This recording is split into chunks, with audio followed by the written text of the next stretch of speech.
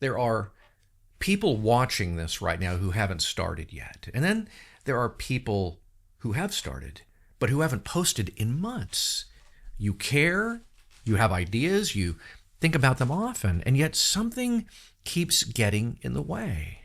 I want to talk about 4 things that quietly block content creators from pressing publish. I've wrestled with every one of them.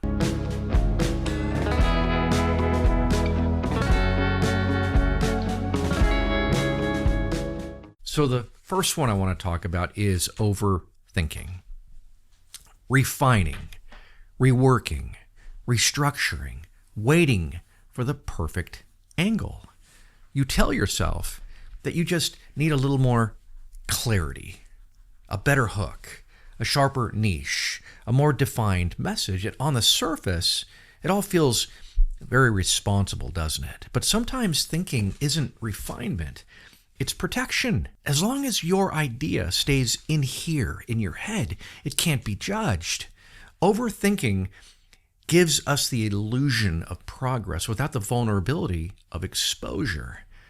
I've done this a lot. The second one is, of course, gear.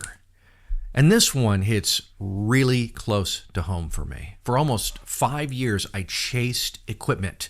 I chased cameras. I chased lenses. I chased lighting, audio, switchers, mounts, angles. I told myself I was building the right setup. I told myself I just needed the right tools to finally create what I had in mind. But underneath all of it, there was anxiety. Posting felt exposing. Publishing felt risky. Being seen, it stirred up insecurity. And every single time that discomfort surfaced, I went shopping. Researching gear, it felt productive to me. Watching reviews felt educational. Buying something new felt like momentum. It gave me a serious dopamine lift. It gave me a sense of control, but it didn't move me forward. It kept me safe. And at one point, my studio was so overbuilt, it was almost ridiculous. Extra cameras, extra gadgets, extra complexity. It looked obviously very impressive, but it reflected something much deeper. My fears were huge. They were big. My insecurities were loud. And gear was my way of avoiding them. It genuinely started to feel like a disorder to me, an obsession. I would convince myself that the next purchase would finally take me over the top. Eventually, I had to admit what was happening. It wasn't about quality. It was about avoidance. So I made a decision. Posting would become my exposure therapy. Instead of soothing fear with purchases, I would build tolerance by publishing. So I scaled back, I simplified, I sold off a lot of gear, I embraced a more minimalist setup. That's still what I use today. The gear was never the breakthrough. Facing myself was. The third barrier is visibility, or the fear of being seen. You see, when you post on YouTube, you're not just sharing ideas, you're stepping into view. People from your past, they might see it. Friends, family, coworkers, strangers will form opinions, won't they? And that activates something. You feel exposed, that tension right before you hit publish. Often, it has less to do with quality and more to do with being seen.